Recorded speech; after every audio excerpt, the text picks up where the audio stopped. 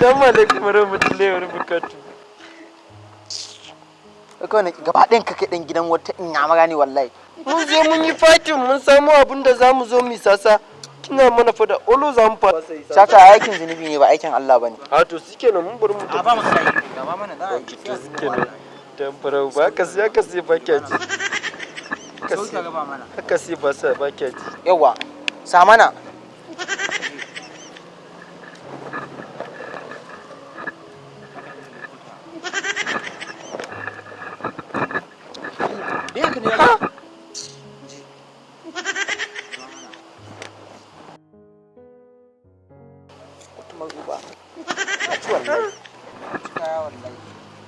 Kana da abin sawa ne ko an kai?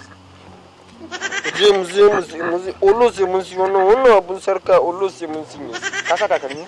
To ni na sa da wayar da abin din na sa duka.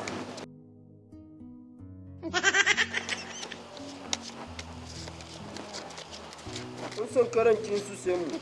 Olo wannan ka su sai mu za mu siyo. Mu je kai a soge a buga. Sauyin da kafan sautan nan.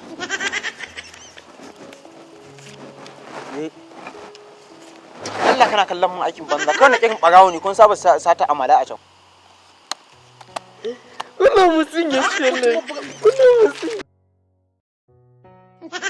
Kai wallahi baka isa ba kai banza kai din wobi.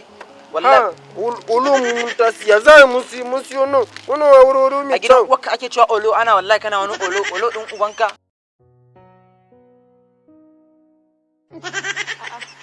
Sai ya fara me ya faru ne na kalle ku haka? Wai wannan dan mai yau da marin ce wai dan ya gaba wannan wai raba me ya faru? Wai mun sa caca wai na ci shi kuma ya ce a sake buga an sake buga kuma wai dan yanzu ya ci ni wai ba za a sake buga ba shi. Ya zai wai mu siya wuro mai kyau.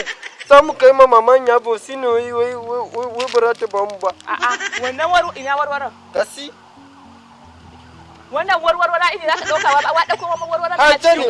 Wallahi kinga wallahi ba ni bane wallahi. Ayo